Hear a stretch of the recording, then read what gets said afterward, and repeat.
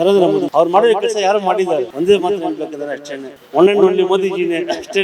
ದೇವರ ಕಾರ್ಯಕ್ರಮಕ್ಕೂ ರಾಜಕೀಯ ಬೆರೆಸಬಾರ್ದು ಯಾವತ್ತೂ. ಇದು ಆಧ್ಯಾತ್ಮಿಕ, ಅದು ರಾಜಕೀಯ, ಅದು ಒಂಥರ ಬುದ್ಧಿ ಇಲ್ಲದೆ ಮಾತಾಡೋ ಕೆಲಸ ಆಗ್ಬಿಡುತ್ತೆ ಆಮೇಲೆ ಅಷ್ಟೇನೆ. ಖಂಡಿತ ಇಲ್ಲ ಸರ್, ಅವ್ರು ಯಾವತ್ತೂ ಬಡವರ ಪರ ಸರ್ಕಾರನೇ. ಉಚಿತವಾಗಿ ವ್ಯಾಕ್ಸಿನೇಷನ್ ಕೊಟ್ಟರು, 2 ವ್ಯಾಕ್ಸಿನ್ 3 ವ್ಯಾಕ್ಸಿನ್ ಕೊಟ್ಟರು. ನಮ್ಗೆ ಇನ್ನೇನ್ ಬೇಕು ನಮ್ಗೆ? ಖಂಡಿತ ಇದು ಕೋಮೋದಿ ಸರ್ಕಾರ ಅಲ್ಲ ಸರ್. ಅವ್ರು ಯಾವ ಕಾರ್ಯಕ್ರಮ ಮಾಡಿದ್ರು, ಜನಗಳಿಗೆ ಯಾವ ಹಿತದೃಷ್ಟಿ ಅವ್ರ ಆಯೋಜನೆ ಮಾಡಿದ್ರು, ಅವ್ರು ಎಲ್ರಿಗೂ ಸೇರಿನೇ ಮಾಡ್ತಾ ಇದಾರೆ. ಅವ್ರು ಯಾವತ್ತೂ ಬೇರೆ ಬೇರೆ ಮಾಡ್ಲಿಲ್ಲ. ದಕ್ಷಿಣ ಭಾರತ ಉತ್ತರ ಭಾರತ ಡಿವೈಡ್ ಮಾಡಿದ್ರು, ನಾವೇ ಮಾಡ್ಕೊಂಡಿರೋದು. ನಮ್ಮ ಭಾರತ ಯಾವತ್ತೂ ಕಾಶ್ಮೀರದಿಂದ ಕನ್ಯಾಕುಮಾರಿವರೆಗೂ ನಮ್ಮ ದೇಶನೇ ಅದು. ರಾಜ್ಯ ಸರ್ಕಾರದ ವಿಷಯವಾಗಿ ಇವಾಗ ಆಟೋ ಡ್ರೈವರ್ಸ್ಗೆಲ್ಲ ತುಂಬಾ ಕಷ್ಟ ಆಗಿದೆ. ಈ ಬಸ್ ಫ್ರೀ ಕೊಟ್ಬಿಟ್ಟು ಸರ್, ಇವಾಗ ಫ್ರೀ ಉಚಿತ ಕೊಡ್ತಾರಲ್ಲ, ಯಾರು ಉಚಿತ ಕೇಳಿದ್ರು ಇವ್ರ ಹತ್ರ?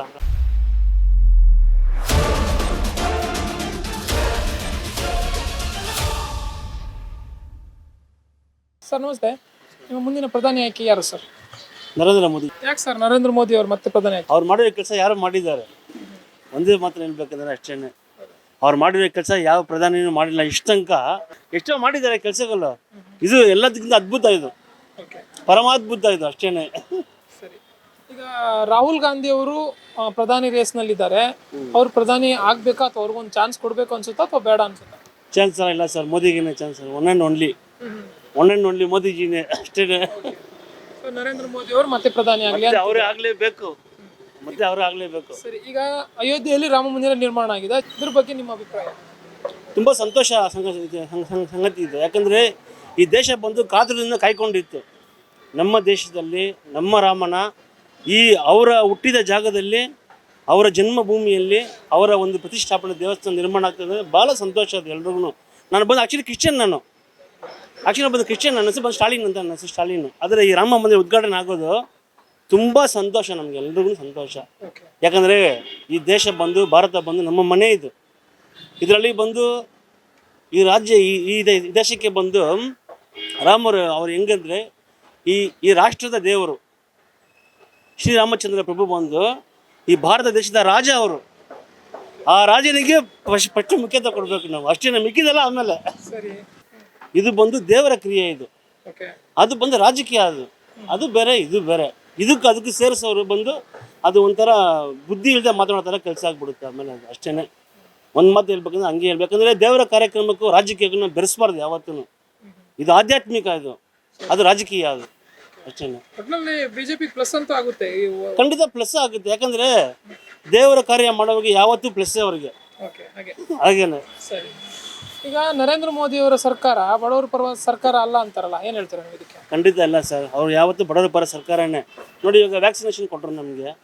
ಒಂದು ವ್ಯಾಕ್ಸಿನೇಷನ್ಗೆ ಬಂದು ಬೇರೆ ದೇಶದಲ್ಲಿ 7,500 10,000 ಏನೋ ಹೋಗ್ತಾಯಿತ್ತು. ನಮ್ಮ ದೇಶದಲ್ಲಿ ಎಲ್ರಿಗೂ ಫ್ರೀಯಾಗಿ ಕೊಟ್ಟರು.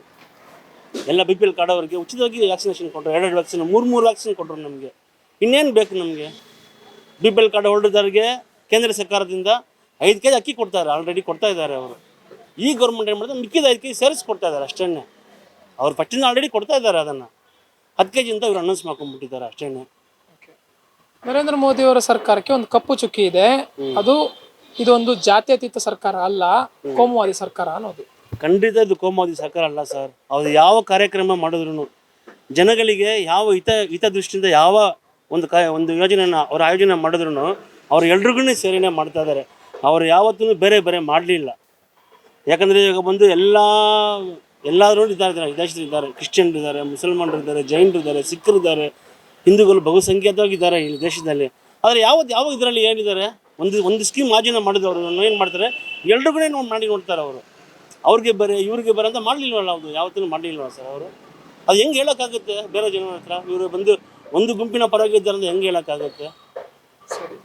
ಕೇಂದ್ರ ಸರ್ಕಾರದಿಂದ ದಕ್ಷಿಣ ಭಾರತದ ರಾಜ್ಯಗಳಿಗೆ ಅನ್ಯಾಯ ಆಗ್ತಾ ಇದೆ, ತಕ್ಕ ಮಟ್ಟಿಗಿನ ಪ್ರಾಶಸ್ತ್ಯ ಸಿಗ್ತಾ ಇಲ್ಲ ಅನ್ನೋದು ನಿಜವಾಗ್ಲೂ ತುಂಬ ಸುಳ್ಳು, ಅಪರಾಧ ಇದು. ಅವ್ರು ಏನು ಸ್ಕೀಮ್ ಮಾಡಿಲ್ಲ ನಮ್ಮ ದಕ್ಷಿಣ ಭಾರತಕ್ಕೆ. ಹೇಳಿ, ಇಲ್ಲೆಲ್ಲಾನು ಮಾಡಿದಾರಲ್ಲ ಸರ್. ಈಗ ಹೈವೇ ಮೈಸೂರಿಗೆ ಇಲ್ಲ, ಖಂಡಿತ ಅಲ್ಲ ಸರ್, ಉತ್ತರ ಪ್ರದೇಶ ಖಂಡಿತ ಅಲ್ಲ. ಅದು ಬಂದು ದಕ್ಷಿಣ ಭಾರತ ಉತ್ತರ ಭಾರತ ಅಂತ ಡಿವೈಡ್ ಮಾಡಿರೋರು ನಾವೇ ಮಾಡ್ಕೊಂಡಿರೋದು. ನಮ್ಮ ಭಾರತ ಯಾವತ್ತೂ ಕಾಶ್ಮೀರದಿಂದ ಕನ್ಯಾಕುಮಾರಿವರೆಗೂ ನಮ್ಮ ದೇಶನೇ ಅದು. ಅಲ್ಲಿಗೆ ಕೊಟ್ಟರು ಅಷ್ಟೇ, ಇಲ್ಲಿ ಕೊಟ್ಟರು ನಮಗೆ ಸೇರುತ್ತೆ ಅಂತ ಬಂದಾಗ ಎಲ್ಲ ಕಡೆನೂ ಒಂದು ಪ್ರಾಮುಖ್ಯತೆ ಕೊಡಬೇಕು, ಎಲ್ಲ ಕಡೆನೂ ಕೊಡ್ತಾ ಇದ್ದಾರೆ. ನಿಮ್ ಕಾರಣ ಗೊತ್ತಾ, ಇಲ್ಲಿ ಪ್ರಾದೇಶಿಕ ಪಕ್ಷಗಳು ಅಧಿಕಾರದಲ್ಲಿರೋದು ರಾಜ್ಯದಲ್ಲಿ, ಹಾಗೇನೆ ಕರ್ನಾಟಕವನ್ನೇ ತೆಗೆದುಕೊಳ್ಳೋಕೆ ಹೋದ್ರೆ ಕಾಂಗ್ರೆಸ್ ಆಡಳಿತದಲ್ಲಿರೋದು. ಸೊ ಆ ಕಾರಣದಿಂದ ಹೆಚ್ಚಿನ ಅಭಿವೃದ್ಧಿ ಮಾಡಲ್ಲ ಕರ್ನಾಟಕಕ್ಕೆ ಅಥವಾ ದಕ್ಷಿಣ ಭಾರತಕ್ಕೆ ಅಂತ. ಇಲ್ಲ ಸರ್, ಆ ಥರ ಇಲ್ಲ. ಅವ್ರು ಎಲ್ಲ ಕಡೆನೂ ಒಂದೇ ಥರನೇ ಮಾಡ್ತಾ ಇದ್ದಾರೆ. ನಮ್ಗೆ ತಿಳಿದಷ್ಟು ಹೇಳ್ತಾ ಇದ್ದೀನಿ. ಇವಾಗ ನೋಡಿ, ಮೈಸೂರು, ನಮ್ಮ ಬೆಂಗಳೂರಿಂದ ಮೈಸೂರಿಗೆ ಹೈವೇ ರೋಡ್ ನಿರ್ಮಾಣ ಮಾಡಿದ್ರು, ಅದಕ್ಕೆಲ್ಲ ಎಷ್ಟು ಸ್ಯಾಂಕ್ಷನ್ ಮಾಡಿದ್ರು. ಇನ್ನು ಆಮೇಲೆ ಒಂದೇ ಭಾರತ್ ಎಕ್ಸ್ಪ್ರೆಸ್ ಮಾಡಿದ್ದಾರೆ. ಅವು ಬಂದು ಒಂದೇ ಭಾರತ್ ಎಕ್ಸ್ಪ್ರೆಸ್ ಮಾಡಿ ಇವಾಗ ದಕ್ಷಿಣ ಭಾರತ ಮಾತ್ರ ಮಾಡಿದ್ದಾರಾ? ಇಲ್ಲ, ಇಲ್ಲಿಂದ ಹಿಡಿದು ಉತ್ತರ ಭಾರತ ತನಕ ಎಲ್ಲ ಕಡೆನೂ ಮಾಡಿದ್ದಾರೆ. ಏನು ಅನ್ಯಾಯ ಆಗಿದೆ ನಮಗೆ? ಅದು ನಾವು ಡಿವೈಡ್ ಮಾಡ್ಕೊಂಡಿದ್ದು. ಆ ಥರ ಯಾವುದು ಅನ್ಯಾಯ ಆಗಿಲ್ಲ ನಮ್ಮ ದಕ್ಷಿಣ ಭಾರತಕ್ಕೆಲ್ಲನೂ ಒಂದಾಗಿ ನೋಡ್ತಾರೆ. ದಕ್ಷಿಣ ಭಾರತ ಉತ್ತರ ಭಾರತ ಡಿವೈಡ್ ಮಾಡೋರು ಶಕ್ತಿಗಳಿದೆಯಲ್ಲ, ಅವರು ಮಾಡ್ತಾರೆ. ನಮ್ಮ ದೇಶ ಯಾವತ್ತೂ ಒಂದೇನೆ. ಕಾಶ್ಮೀರದಿಂದ ಕನ್ಯಾಕುಮಾರಿ ಒಂದೇ ದೇಶ ನಮ್ದು, ಅಷ್ಟೇ. ಅದು ಬೇರ್ಪಡಿಸೋಕೆ ಯಾವ ಶಕ್ತಿನೂ ಆಗಲ್ಲ ಅದು. ಸರಿ, ಹಾಗಿದ್ರೆ ಪ್ರಸ್ತುತವಾಗಿ ರಾಜ್ಯ ಸರ್ಕಾರದ ವಿಚಾರವಾಗಿ ಏನು ಹೇಳ್ತೀರಾ? ರಾಜ್ಯ ಸರ್ಕಾರದ ವಿಷಯವಾಗಿ ಇವಾಗ ಅಭಿವೃದ್ಧಿ ಕೆಲಸ ಸ್ವಲ್ಪ ಕಡಿಮೆನೇ. 2,000 ರೂಪಾಯಿ ಇದೆಲ್ಲ ಕೊಟ್ಬಿಟ್ಟು ಸ್ವಲ್ಪ ಅಭಿವೃದ್ಧಿ ಸ್ವಲ್ಪ ಕಡಿಮೆನೇ. ರಸ್ತೆಗಳೆಲ್ಲ ತುಂಬ ತೊಂದರೆ ಆಗಿರೋದು. ಅದ ನೀವು ನೋಡ್ಬೋದು ಗಾಡೀಲಿ ಹೋಗುವಾಗ ಹೆಂಗಿದೆ ಅಂತ. ಪ್ರಸ್ತುತವಾಗಿರುವಂತಹ ರಾಜ್ಯ ಸರ್ಕಾರ ಏನು ಕಾಂಗ್ರೆಸ್ ಸರ್ಕಾರ ಏನಿದೆ, ಅದರಿಂದ ಘೋಷಣೆ ಆಗಿರುವಂತಹ ಉಚಿತ ಯೋಜನೆಗಳು ಅದರಿಂದ ಜನಕ್ಕೆ ಅನುಕೂಲ ಆಗಿದೆಯಾ ಇಲ್ವಾ? ಅನುಕೂಲಕ್ಕಿಂತ ಭಾಳ ಸಮಸ್ಯೆ ಆಗ್ತದೆ ಆಟೋ ಡ್ರೈವರ್ಸ್ಗಳಿಗೆ. ಆಟೋ ಓಡಿಸೋರೆ. ಆಟೋ ಡ್ರೈವರ್ಸ್ಗೆಲ್ಲ ತುಂಬ ಕಷ್ಟ ಆಗಿದೆ. ಈ ಬಸ್ ಫ್ರೀ ಕೊಟ್ಬಿಟ್ಟು ಲೇಡೀಸ್ಗಳು ಎಲ್ಲೆಲ್ಲಿ ಓಡಾಡೋದು. ಲೇಡೀಸ್ಗಳು ಆಟೋದಲ್ಲಿ ಹತ್ತೋದಿಲ್ಲ, ಈಗ ಮುಂಚೆ ಥರ ಹತ್ತಲ್ಲ. ಬಾಡಿಗೆಗಳು ಕಡಿಮೆನೇ ಮುಂಚೆ ಥರ. ಈಗ ಆಟೋದಲ್ಲಿ ಮೆಸ್ಟಿಕಲ್ಲಿ ಆ ಕಡೆ ಕೇಳ್ಬೋದು ಹೆಂಗಿದೆ ಪರಿಸ್ಥಿತಿ ಅಂತ ಕೇಳಿದ್ರೆ ಕೇಳ್ತಾ ಇರ್ತೀವಿ. ಆಟೋ ಇವ್ರದ್ದು ಸಮಸ್ಯೆಗಳು ಈ ತರ ಇದೆ ಅಂತ. ಆದ್ರೂ ಕೂಡ ಅದನ್ನು ಹೊರತುಪಡಿಸಿ, ಒಂದು ಶಕ್ತಿ ಯೋಜನೆಯನ್ನ ಹೊರತುಪಡಿಸಿ ಬೇರೆ ಯೋಜನೆಗಳು ಕರೆಕ್ಟ್ ಆಗಿದೆ ಅಂತ ಅನ್ಸುತ್ತಾ ನಿಮ್ಗೆ, ಅಥವಾ ಅದು ಕೂಡ ಹೇಗೆ ಅಂತ? ಸರ್, ಇವಾಗ ಬಂದು ಫ್ರೀ ಉಚಿತ ಅಂತ ಕೊಡ್ತಾರಲ್ಲ, ಯಾರು ಉಚಿತ ಕೇಳಿದ್ರು ಇವ್ರ ಹತ್ರ? ಉಚಿತ ಕೊಡಬೇಕು ಅವಶ್ಯಕತೆ ಏನಿದೆ? ಮೆಡಿಸಿನ್ಸ್ ಫ್ರೀ ಕೊಡಲಿ ಹಾಸ್ಪಿಟ್ಲ್ಗಳಲ್ಲಿ, ಗೌರ್ಮೆಂಟ್ ಹಾಸ್ಪಿಟ್ಲ್ಗಳಲ್ಲಿ. ಈಗ ಬೇರೆ ಹಾಸ್ಪಿಟ್ಲ್ಗೆ ಹೋದ್ರೆ ಏನು ಮಾಡ್ತಾರೆ, ಇಲ್ಲಿ ಬಂದು ಗೌರ್ಮೆಂಟ್ 10 ರೂಪಾಯಿ ಸಿಗೋ ಔಷಧಿನ ಅಲ್ಲಿ 1,000 ರೂಪಾಯಿಗೆ ಮಾಡ್ತಾರೆ ಬೇರೆ ಹಾಸ್ಪಿಟ್ಲ್ಗಳಲ್ಲಿ. ಈ ಥರ ಮೆಡಿಷನ್ಸು, ಆಮೇಲೆ ಎಜುಕೇಷನ್ನು ಈ ಥರ ಫ್ರೀ ಕೊಟ್ಟರೆ ತುಂಬ ಒಳ್ಳೇದಾಗುತ್ತೆ. ಈ 2,000 ರೂಪಾಯಿ BPL ಕಾರ್ಡ್ ಇದೆಲ್ಲ ತುಂಬ ಅನವಶ್ಯಕತೆ ಕೆಲಸಗಳಿದೆಲ್ಲ, ಅಷ್ಟೇ. ಬೇಡವಾಗಿತ್ತು ಅಂತ ಯೋಜನೆ ಬೇಡಾಗಿತ್ತು ಸರ್. ಯಾಕಂದ್ರೆ ಕಷ್ಟಪಡೋಕೆ ಜನ ರೆಡಿ ಇದ್ದಾರೆ, ಹಾರ್ಡ್ ವರ್ಕ್ ಮಾಡೋಕೆ ರೆಡಿ ಇದ್ದಾರೆ. ಅವ್ರ ಜೀವನ ಅವ್ರು ಕಟ್ಕೊಳ್ತಾರೆ. ಯಾರು ಬಂದು ಕೇಳಲಿಲ್ಲ ಕೊಡಿ ಅಂತ.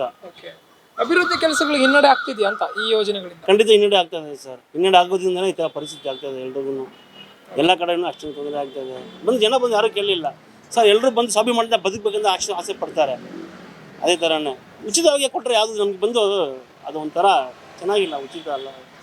ಕಷ್ಟಪಟ್ಟು ದುಡಿದು ಸಂಪಾದನೆ ಮಾಡಿ ಜೀವನ ನಡೆಸಬೇಕು, ಕುಟುಂಬ ನಡೆಸಬೇಕು. ಅದೇ ವ್ಯಕ್ತಿತ್ವ. ಅದೇ ವ್ಯಕ್ತಿತ್ವ. ಈಗ ಬಿಜೆಪಿ ಮತ್ತೆ JDS ಮೈತ್ರಿ ಬಗ್ಗೆ ಬಂದರೆ ಒಳ್ಳೇದೇನೆ ಸರ್. ಯಾಕಂದರೆ BJP ಬರಬೇಕಂತ ನಮ್ಗೆ ಆಸೆ ಇದೆ. ಮೈತ್ರಿ ಮಾಡಿದ್ರೆ ಚೆನ್ನಾಗಿರುತ್ತೆ, ಸ್ವಲ್ಪ ಪರವಾಗಿಲ್ಲ. ಮೈತ್ರಿಯಿಂದ ಸಕ್ಸಸ್ ಆಗುತ್ತೆ ಅಂತೀರಾ? ಅಂದ್ರೆ ಆಗ್ಬೋದು. ಬಿಜೆಪಿಗೆ ಹೆಲ್ಪ್ ಆಗುತ್ತೆ ಅಂತೀರಾ? ಖಂಡಿತ ಹೆಲ್ಪ್ ಆಗುತ್ತೆ ಸರ್. ಖಂಡಿತ ಹೆಲ್ಪ್ ಆಗುತ್ತೆ. BJPಗೆ ಹೆಲ್ಪ್ ಆಗುತ್ತೆ. ಓಕೆ. ಸೊ ಈಗ ಬಿಜೆಪಿ ಮತ್ತೆ JDS ಮೈತ್ರಿ ಮಾಡ್ಕೊಂಡಿದೆ. ಸೊ ಅದರಲ್ಲಿ ಹೆಚ್ಚಿನ ಲಾಭ ಯಾರಿಗೆ ಅನ್ಸುತ್ತೆ ನಿಮಗೆ? BJPಗೆ ಹೆಚ್ಚಿನ ಲಾಭ ಸರ್. BJPಗೆ ಗೆಲ್ಬೋದು ಸರ್. ಸಕ್ಸಸ್ ಆಗ್ಬೋದು. ಖಂಡಿತ ಸಕ್ಸಸ್ ಆಗುತ್ತೆ. ಸರಿ, ಈಗ ನಿಮ್ಮ ಇಲ್ಲಿನ ಕ್ಷೇತ್ರವನ್ನು ತೆಗೆದುಕೊಳ್ಳೋಕೆ ಹೋದ್ರೆ ಬೆಂಗಳೂರು ಕೇಂದ್ರ. ಸೊ ಇಲ್ಲಿಗೆ ಈಗ PC ಮೋಹನ್ ಅವರು ಇದ್ದಾರೆ MP ಆಗಿ. ಸೊ ಅವರೇ ಮುಂದುವರಿಬೇಕಾ ಅಥವಾ ಬೇರೆ ನಾಯಕರು ಇಲ್ಲಿ MP ಆಗ್ಬೇಕಾ? ಬೇರೆ ನಾಯಕರು ನನಗೆ MP ಆಗಿ ಇಷ್ಟ ಇಲ್ಲ. ಯಾಕಂದರೆ BJP ಅಲ್ಲಿ ಬರಬೇಕು, ಸೆಂಟ್ರಲ್ ಬರಬೇಕಂದ್ರೆ ನಮ್ಮ ಸೆಂಟ್ರಲ್ಲಿ PC ಮೋಹನ್ ಬರಬೇಕು ಅಷ್ಟೇ. ಅವರು ಕೆಲಸ ಮಾಡ್ತಾರೋ ಇದೇನೋ ಎರಡನೇ ಪ್ರಶ್ನೆ. ಅದು ಒಂದೊಂದು ಸೀಟ್ ನಮಗೆ ಲೆಕ್ಕ ಬೇಕು. ಇವಾಗ ನಮಗೆ ಸೆಂಟ್ರಲ್ಲಿ ಗೌರ್ಮೆಂಟ್ ಬರೋಕ್ಕೆ ಒಂದೊಂದು ಸೀಟ್ ಲೆಕ್ಕ ಬೇಕು. ಆ ಉದ್ದೇಶದಿಂದ ನಮಗೆ BJPನೇ ಬಂದರೆ ಸೆಂಟ್ರಲ್ ಎಲೆಕ್ಷನ್ಗೆ, MP ಎಲೆಕ್ಷನ್ಗೆ ಒಳ್ಳೇದಾಗ್ತದೆ ಕಾಣ್ತೀವಿ. ಸರಿ, ಆಗಿದ್ರೆ ಈಗ ಇದೆಲ್ಲವನ್ನು ಗಮನಿಸಿದ ನಂತರ ನಿಮಗೆ ಕೇಂದ್ರ ಸರ್ಕಾರ ಮತ್ತು ರಾಜ್ಯ ಸರ್ಕಾರದಿಂದ ಯಾವೆಲ್ಲ ಅಭಿವೃದ್ಧಿ ಕೆಲಸಗಳಾದರೆ ಒಳ್ಳೇದು ಅನಿಸುತ್ತೆ? ಅದು ಹೇಳಿದ್ರು ಸರ್. ಮೆಡಿಕಲ್ಲು, ಆಮೇಲೆ ಹೆಣ್ಮಕ್ಳಿಗೆ ವಿದ್ಯಾಭ್ಯಾಸ ಉಚಿತ ಕೊಡಬೇಕು. ಮೈನ್ ವಿದ್ಯಾಭ್ಯಾಸ ಕೊಡಬೇಕು ಮಕ್ಕಳಿಗೆ. ನಮ್ಮ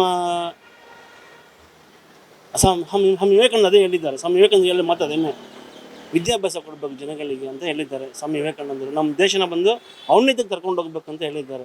ಔನ್ನತ್ಯಕ್ಕೆ ಹೋಗ್ಬೇಕು ನಮ್ಮ ದೇಶ ಅಂತ. ಅವ್ರು ಮಾಡಿದ ಕನಸು ನನಸಾಗಿ ಬರ್ತದೆ ಅಷ್ಟೇ. ಸರ್ ನಮಸ್ತೆ, ನಿಮ್ಮ ಮುಂದಿನ ಪ್ರಧಾನಿ ಆಯ್ಕೆ ಯಾರು? ಮುಂದಿನ ಪ್ರಧಾನಿ ಆಗಿದ್ರೆ ನಮ್ಮ ಮೋದಿಯವರೇ. ಯಾಕೆ ಸರ್ ನರೇಂದ್ರ ಮೋದಿ ಅವರು ಮತ್ತೆ ಪ್ರಧಾನಿ ಆಗಬೇಕು? ನರೇಂದ್ರ ಮೋದಿ ಇದ್ರೇ ನಮ್ಮ ಇಂಡಿಯಾ ಬಲದ ಚೆನ್ನಾಗಿರ್ತದೆ.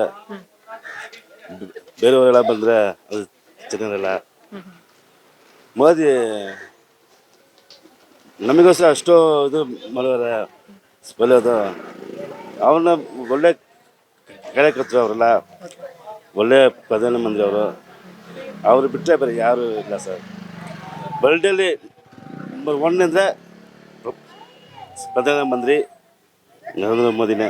ವರ್ಲ್ಡಲ್ಲಿ ನಂಬರ್ 1 ಅಂದರೆ ಅವ್ರಿಗಂತ ಬೇರೆ ಯಾರು ಇಲ್ಲ. ಸರಿ, ನರೇಂದ್ರ ಮೋದಿ ಅವರು ಪ್ರಧಾನಿ ಆಗ್ಲಿ ಅಂತ ಹೇಳ್ತಿದ್ದೀರಾ.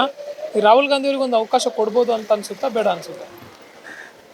ಹೌದು, ಪ್ರಧಾನಮಂತ್ರಿ ಜನನಾಯಕ ಅವರು.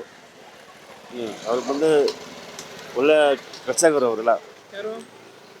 ಪ್ರಧಾನಮಂತ್ರಿ ಇವರು ನರೇಂದ್ರ ಮೋದಿ ಅವರು. ನರೇಂದ್ರ ಮೋದಿ ಅವರು. ರಾಹುಲ್ ಗಾಂಧಿ ಅವ್ರ ಬಗ್ಗೆ?